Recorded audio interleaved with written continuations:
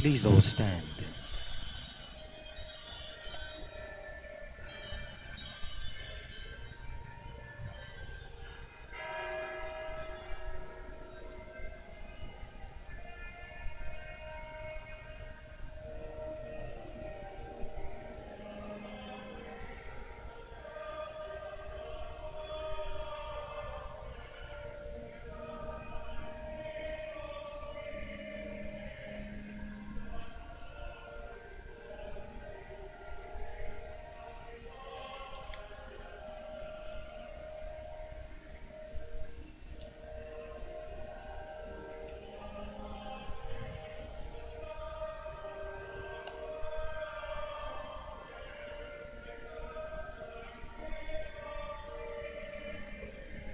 Ka't laging maghihinging ang liwanag niya sa atin.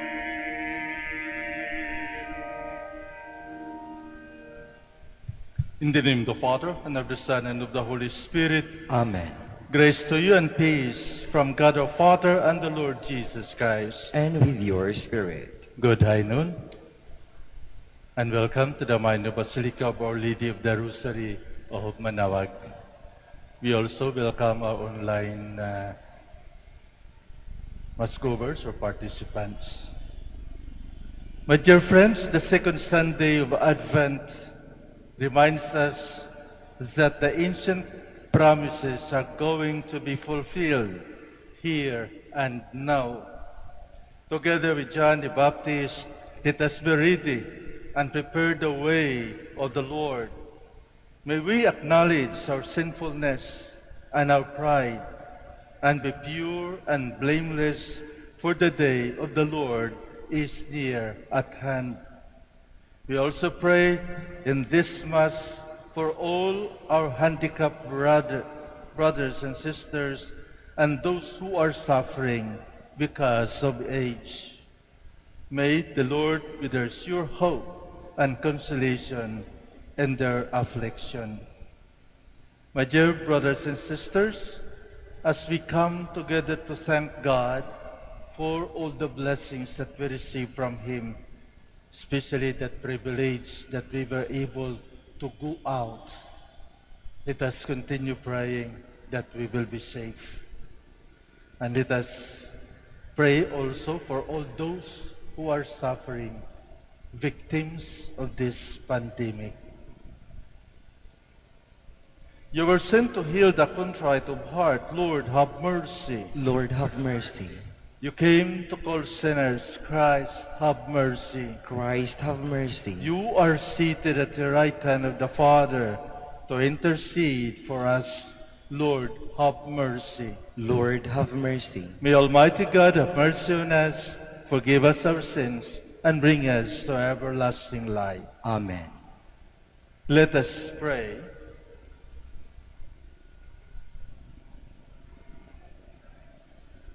Almighty and merciful God, may no earthly undertaking hinder those who set out in haste to meet your Son, but may our learning of heavenly wisdom gain us admittance to His company, who lives and reigns with you in the unity of the Holy Spirit, God, forever and ever. Amen.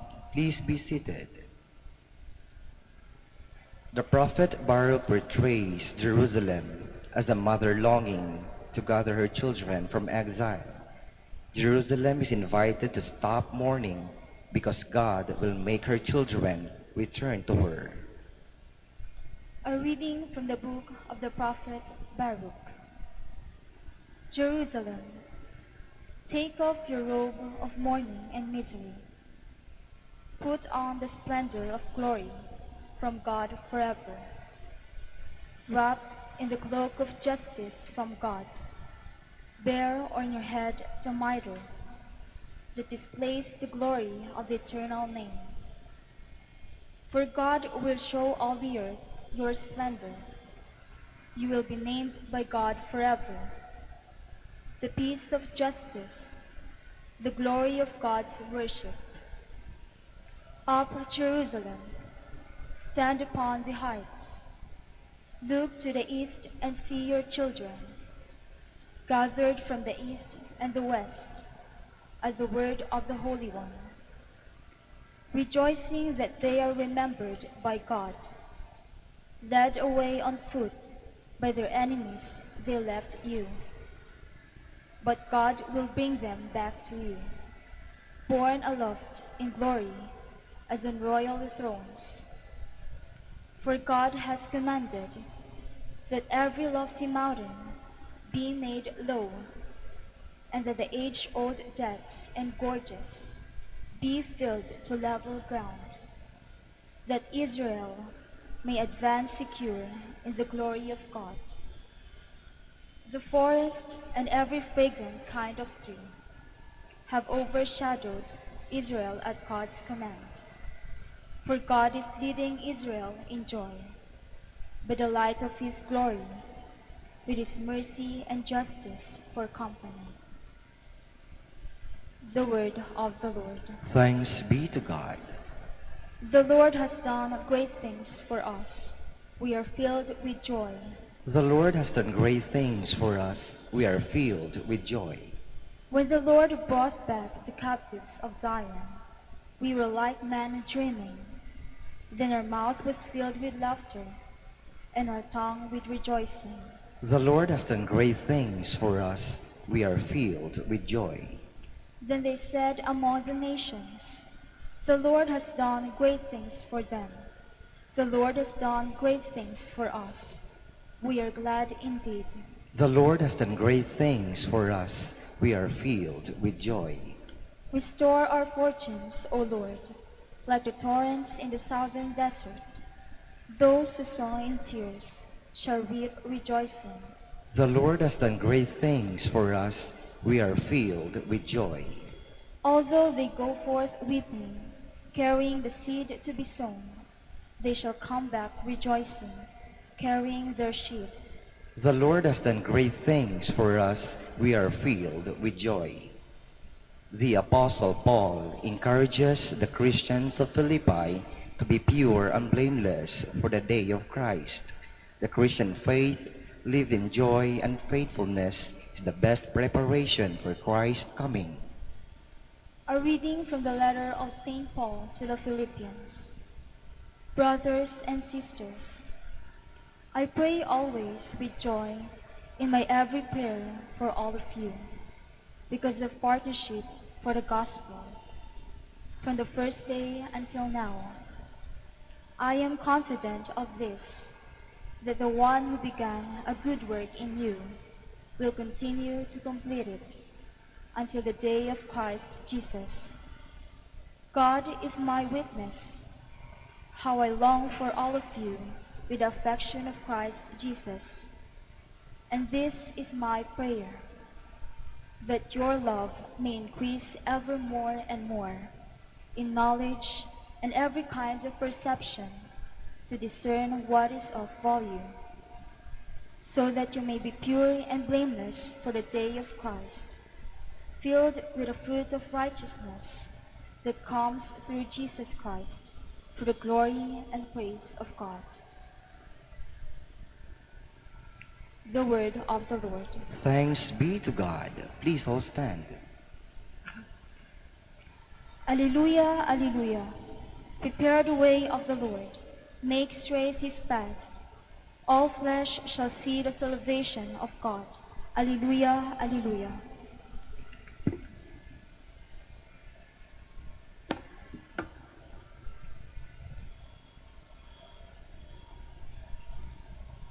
The Lord be with you. And with your spirit. A reading from the Holy Gospel according to Luke. Glory to you, O Lord. In the 15th year of the reign of Tiberius Caesar, when Pontius Pilate was governor of Judea, and Herod was tetrarch of Galilee, and his brother Philip tetrarch of the region of Iturea and Trachonitis, and Lysanias was tetrarch of Abilene, during the high priesthood of Annas and Caiaphas, the word of God came to John, the son of Zechariah, in the desert. John went throughout the whole region of the Jordan, proclaiming a baptism of repentance for the forgiveness of sins, as it is written in the book of the words of the prophet Isaiah, a voice of one crying out in the desert, "Prepare the way of the Lord, make straight his path.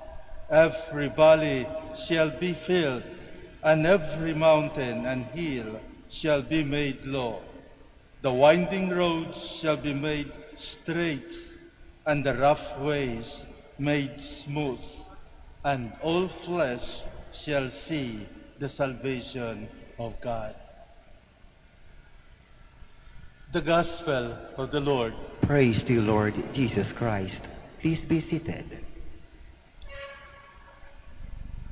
Sa ikalawang linggo ng Advento, pakinggan mula natin ang pagninilay-nilay ng Archdiocese ng Lingayen Dagupan at tungkol sa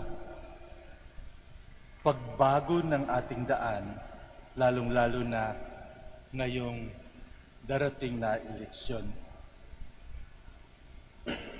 Paglaban sa kabuktutan ng vote buying, humilya sa ikalawang linggo ng Adviento. Sa ikalawang linggo ng Adviento, patuloy ang panawagan ni Juan Bautista na magbago. Patagin ang bundok na namumulag, patagin ang mga baku-bako na dahilan upang madapa. Pangunahin sa mga bundok at baku-bakong landas ay ang korupsyon ng lipunan.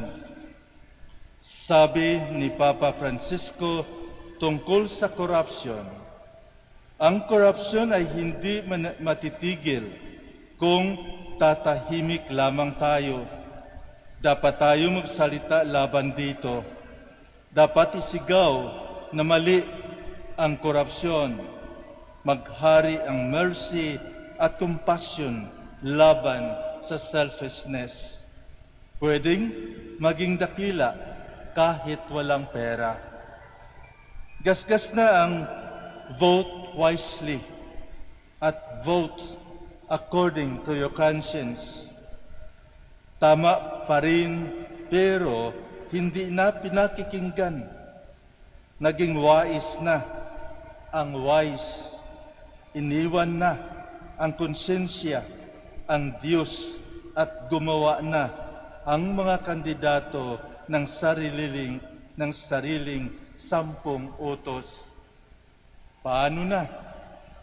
Anong dapat gawin ng katolikong botante kapag inaalok ng pera ng kandidato? The best, ito. Kung may magbigay ng pera o ayuda at hingin ang boto mo, tumanggi ka, magalit at magsumbong. Kapag ginawa mo ito, maliwanag ang message. I am not for sale. Hindi ako bayaran. Tigilan mo na yan. Kung may matinding pangangailangan tulad ng gutom o binggit ng kamatayan, at bigyan kanino man ng walang hinihinging kapalit, tanggapin bilang gift sa iyo. Huwag sumamba sa kandidatong nagdiyos-diyusan. Huwag mabahala na hindi iboto ang nagabot ng pera o ayuda. Boss kanila, hindi member ng fans club. At lalong hindi slave. Wala kang pananagutan na tuparin ang usapang marka demonyo. Mayroon din namang mga walang kahihiyan na sinasabi habang tumutulong daw na iboto sila. Kapag ganito ang sitwasyon, bilang mabuting Katoliko, tumanggi. Trust God na tutulungan kanya sa ibang paraan. Kapag tinanggap ang tulong, sabay ng bulong na iboto mo ako. Baka maging bad example ka pa sa iba. Baka gayahin ka nila. May awa ang Diyos. Tanggihan mo. Bahala na ang Diyos na tumulong sa iyo. Huwag kumapit sa patalim. Masusugatan ka. Sa totoo lang, nagsimula na sila ngayon pa lang. Ang ilan ay nakatanggap na ng ayuda bago pa man magsimula ang campaign period. Hindi ito maagang tulong. Ito ay maagang korupsyon. Ang sipag nilang mamingwit sa mga kababayang hirap sa buhay. Nagsimula na. Tama ang sinasabi ni Bishop Pablo David, kung hindi tatanggapin na mga mahihirap ang pera na inaalok sa kanila ng mga bumibili ng boto, yun ay parang pag-amin na iba ang kursunada nila. May banta pang kasunod sa pamilya kapag tumanggi. Sa katunayan, kapag tinanggihan nila ang alok, minsan ay inaalok pa sila ng mas malaking halaga para lamang pigilan sila sa pagboto. Lagi na lang talo ang mahirap. May last judgment, alam ng Diyos yan. Pinalaya ka ng Diyos sa pagkaalipin sa kasalanan. Huwag kang muling paalipin sa kandidatong korap. Ipakulong ang vote buyer. Palayain ang konsensya mo. Tanggapin ang pera at bumuto sa kursunada. Lumpuhin ang perang pinambibili ng boto mo. Hiyain ang vote buyer. Walang vote buyer kung walang vote seller. Ugaling Pinoy ang utang na loob. Kaya lang, kailangan lumugar ang kaugaliang ito dahil naligaw na ang meaning. Magkaliwanagan na sana. Ano ba ang relasyon ng mga kandidato at politiko sa atin? Tayo, lalo na ang mga mahihirap, ang kanilang mga boss. May utang na loob sila sa atin, kaya sila nasa posisyon. Empleyado natin sila mula sa mga taxes natin. Ang political party ay hindi fans club, hindi beauty pageant ang eleksyon at lalong hindi film festival. Civil servants sila at hindi tayo utusan. Ang vote buyer ay mga kriminal. Wala tayong utang sa kanila. Sila ang may utang na dapat bayaran ng civil service. Kung hindi natin kayang ipakulong dahil maliliit na tao lamang tayo, huwag mong iboto para mantalo. Turuan sila ng leksyon. Pag natalo ang vote buyer, nakaganti ka na sa pang-insulto niya sa iyo. Huwag matakot sa banta na malalaman kung sino ang ibinoto mo dahil sa computerized election. Ikaw lamang ang nakaalam ng boto mo dahil automated ang eleksyon. Walang paraan upang malaman kung sino ang bumoto para kanino. Bawal gumawa ng kopya ng baluta mo. Safe ang secret ballot mo sa computerized voting. Alam ng Diyos, nakikita ng Diyos, hindi natutulog ang Diyos. Kung may vote buyer Patulong kayo sa parish priest ninyo at sa legal assistance desk ng PPCRB. Isumbong, manindigan, be a proud Filipino. Kung may makulong na vote buyer dahil tumistigo ka, kabayanihan yan. Pulbusin ang vote buying. Sa tulong ng Diyos at tapang ng loob, baguhin natin ang politika. Hindi naman tayo dating ganito. Lumalala ang vote buying. Bawat eleksyon, walang nahuhuli, walang nakukulong. Sa pagitan ng dalawang nag-uumpugang bato, dapat nating palayain ang mga dukha na pasangkrus ng vote buying. Kapag tumanggi, pagbabantaan.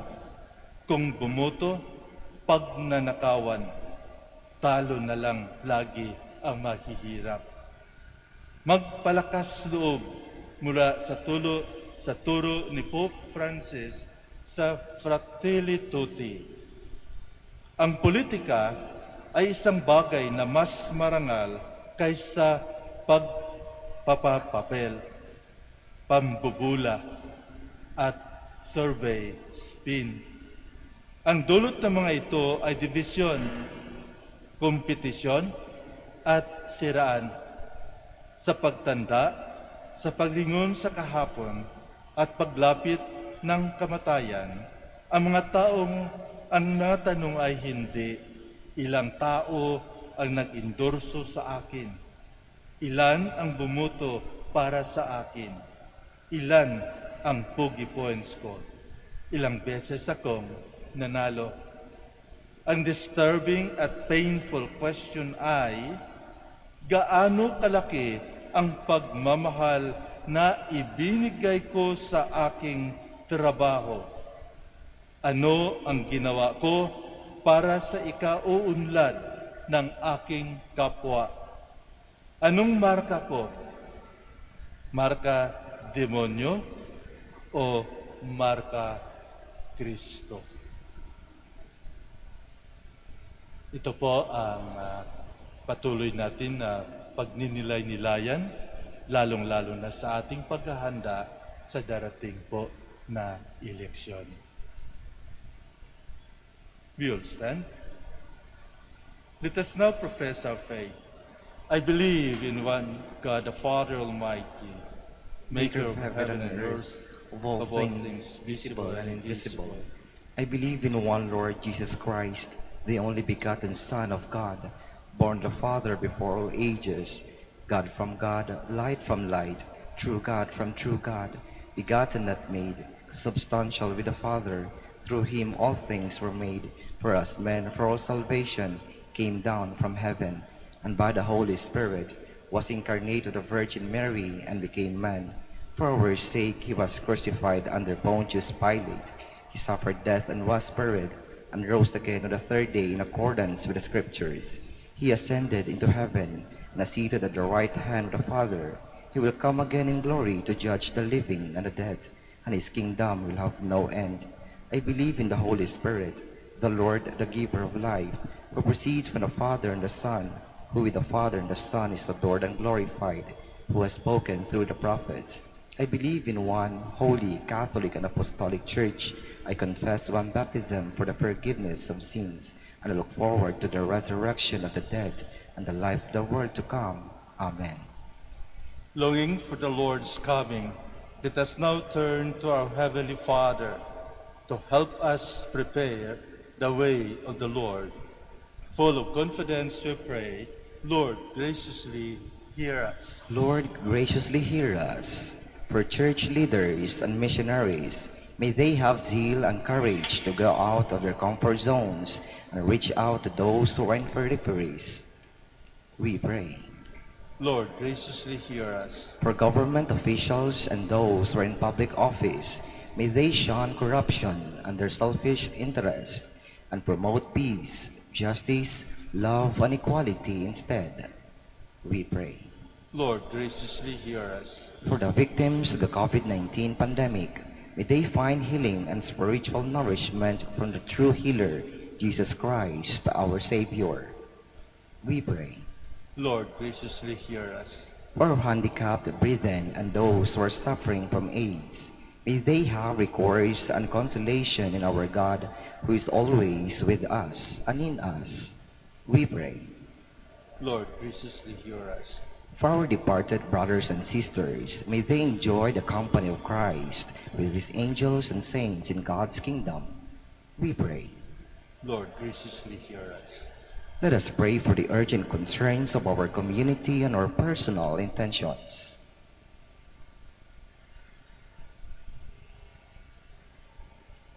We pray. Lord, graciously hear us. We also include the intentions of this Mass, and let us also pray, especially for those who are taking their exams this period of time, and also we pray for all those who are suffering, especially in hospitals. Heavenly Father, level the mountains of our pride and hate so that love and forgiveness may truly reign in our hearts as we await the coming of Christ, your Son and our Lord. Amen. Please be seated.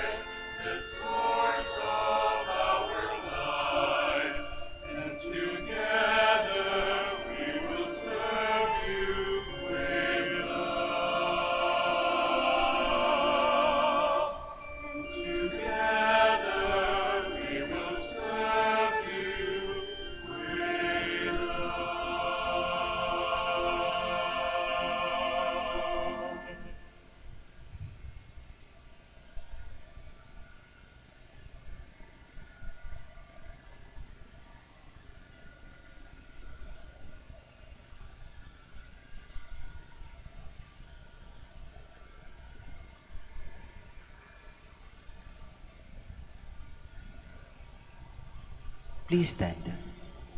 Pray, my dear friends, that my sacrifice and yours may be acceptable to God, the Almighty Father. May the Lord accept the sacrifice at your hands for the praise and glory of his name, for our good and the good of all his holy church. Be pleased, O Lord, with our humble prayers and offerings. And since we have no merits to plead our cause, come, we pray, to our rescue with the protection of your mercy, through Christ our Lord. Amen. The Lord be with you. And with your spirit. Lift up your hearts. We lift them up to the Lord. Let us give thanks to the Lord our God. It is right and just. It is really right and just, our duty and our salvation, always and evermore to give you thanks, Lord, Holy Father, Almighty and eternal God, through Christ our Lord. For he assumed at his first coming the lowliness of human flesh, and so fulfilled the design you formed long ago, and opened for us the way to eternal salvation, that when he comes again in glory and majesty, and all is at last made manifest, we who watch for that day may inherit the great promise in which now we dare to hope. And so with angels and archangels, with thrones and dominions, and with all the hosts and powers of heaven, we sing the hymn of your glory, as without end we acclaim.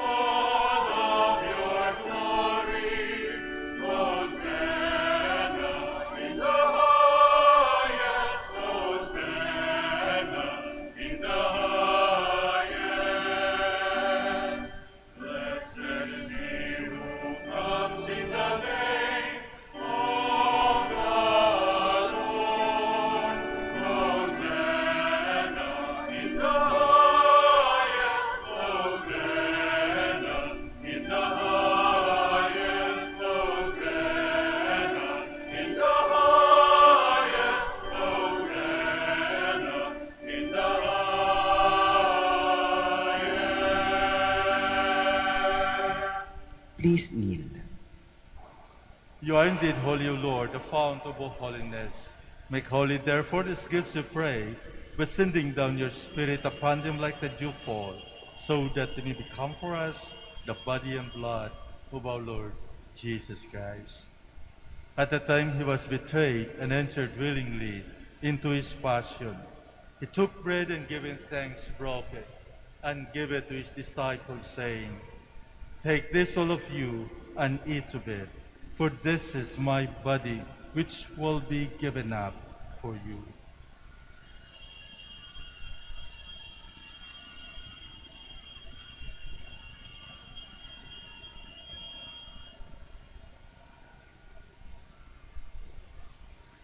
In a similar way, when supper was ended, he took the chalice, and once more giving thanks, he gave it to his disciples, saying, "Take this, all of you, and drink from it, for this is the chalice of my blood, the blood of the new and eternal covenant, which will be poured out for you and for many for the forgiveness of sins.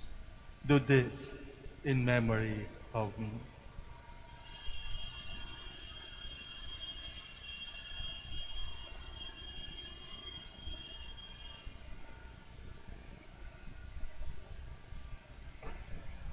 The mystery of faith.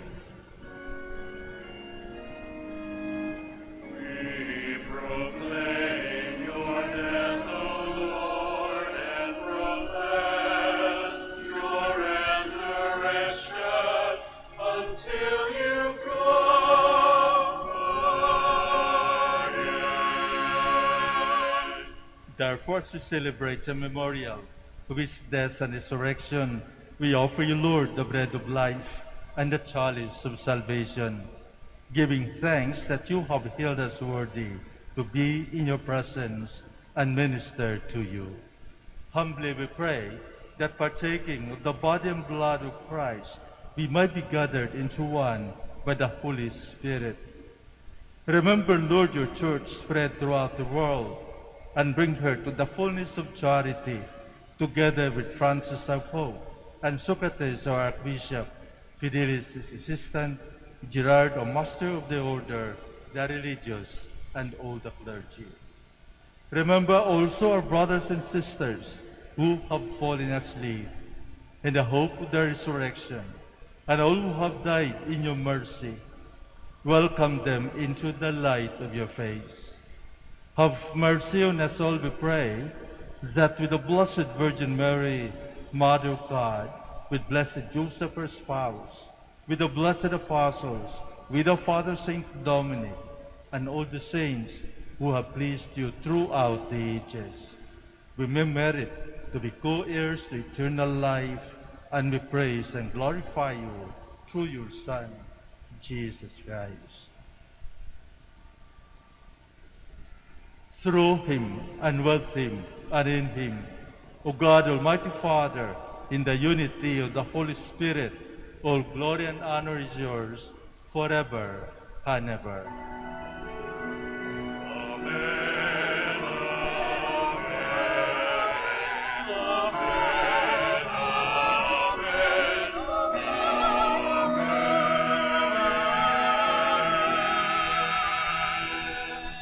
Please stand. At the Savior's command and formed by divine teaching, we dare to say,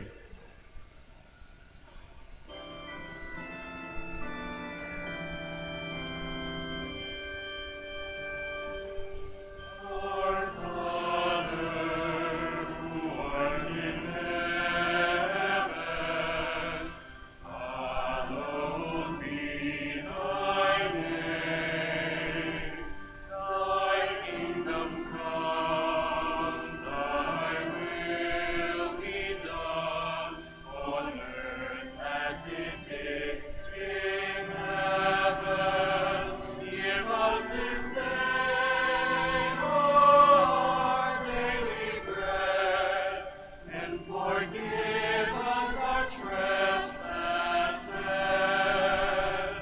as we forgive those who trespass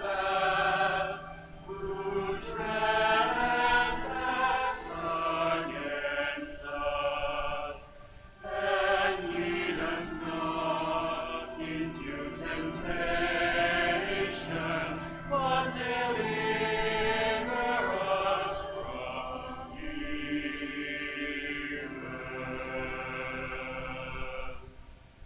Deliver us, Lord, we pray, from every evil. Graciously grant peace in our days, that by the help of your mercy, we might be always free from sin and safe from all distress, as we await the blessed hope and the coming of our Savior, Jesus Christ. For the kingdom, the power, and the glory are yours, now and forever.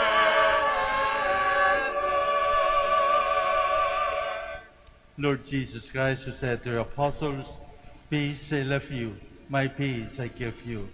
Look not on our sins, but on the faith of your church, and graciously grant her peace and unity in accordance with your will, who live and reign forever and ever. Amen. The peace of the Lord be with you always. And with your spirit. Let us offer each other the sign of peace.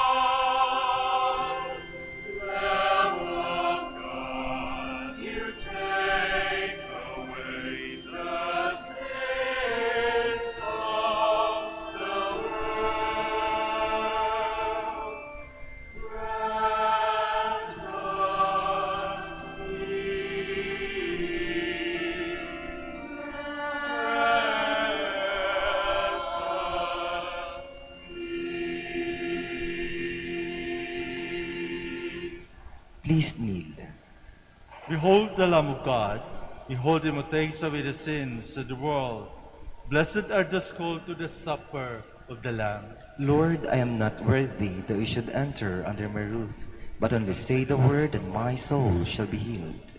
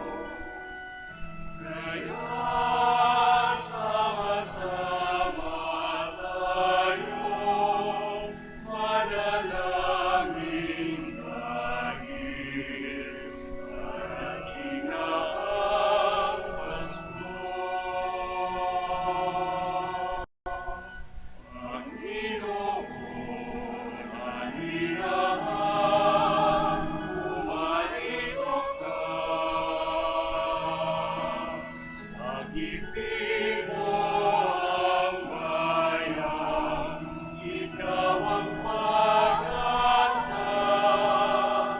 Gabay ang mga mahihirap. Panginoon, iligtas mo ang iyong bayan.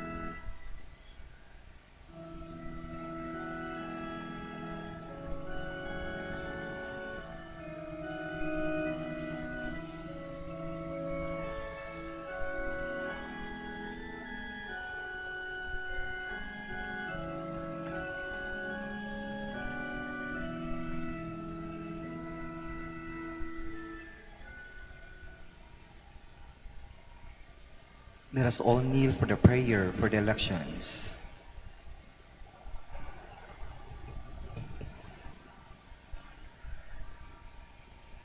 Let us pray that the forthcoming national and local elections might truly reflect the will of the Lord, who guides the destinies of nations. Let us pray together. Deliver us, Lord, Deliver us, Lord. from coercion, intimidation, violence, and terrorism, Deliver us, Lord. from dishonesty, lies, and all distortion of truth, Deliver us, Lord. from bribery, graft, and all conspiracy for fraud, Deliver us, Lord. from gullibility to the deceptive and blindness of perspective, Deliver us, Lord. from threats, intimidation, and perverse language. Deliver us, Lord. Let us pray together. Hear us, Lord. Hear us, Lord. That conscience may always be our ultimate norm, that the common good may always be our highest goal, Hear us, Lord. that human dignity might be respected all the time, Hear us, Lord. that the poor and the weak may always have the priority, Hear us, Lord. that care for creation may never be ignored, Hear us, Lord. that solidarity may guide the path of peace and development, Hear us, Lord. that genuine fear of God and love of neighbors may guide those who seek public office. Hear us, Lord. Let us pray. Shepherd of souls and Savior of the nations, politics is your gift to us, a call to serve others and grow in holiness. Guide our politics as you guide our lives. May our political engagement for voters and candidates bring glory to your loving name and help us grow in holiness forever and ever. Amen. Please all stand. Let us pray.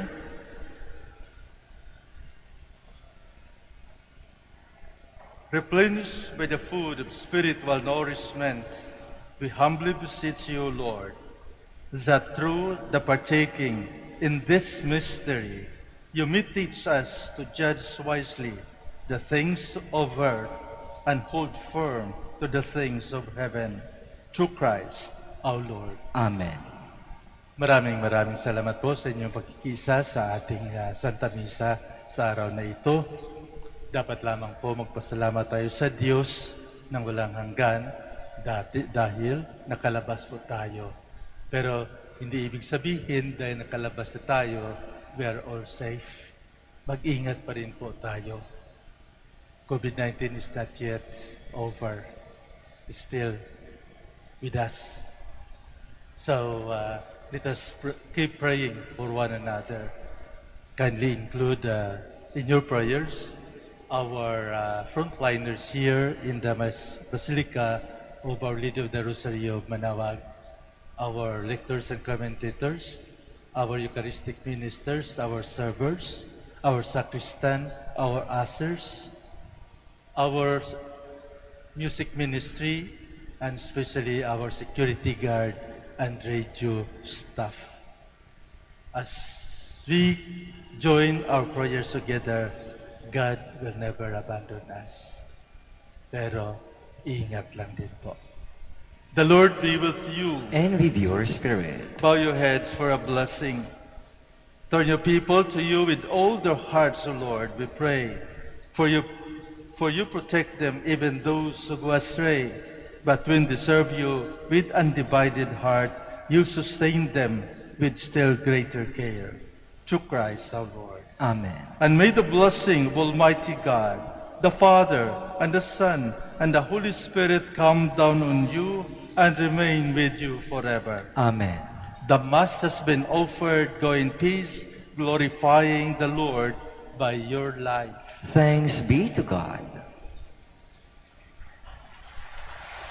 We will now have the blessing of our sick brothers and sisters. Please remember the names of your loved ones who are sick that needs this blessing.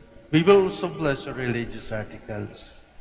Our help is in the name of the Lord. Who made heaven and earth. Let us pray. God, our Almighty Father, by your blessing you give us strength and support in our frailty.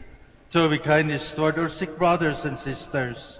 Free them from all illness, and restore them to good health through the intercession of Our Lady of the Rosary of Manaoag, so that in the sure knowledge of your goodness they will gratefully bless your holy name. In the name of the Father, and of the Son, and of the Holy Spirit. Amen. For your religious articles, in memory of the mysteries of the life, death, and resurrection of our Lord Jesus Christ, to the honor and glory of the Blessed Virgin Mary, Mother of Christ, Mother of the Church, Our Lady of the Rosary of Manaoag, may all these rosaries, images, candles, oil, and other religious articles be blessed and made holy, in the name of the Father, and of the Son, and of the Holy Spirit. Amen.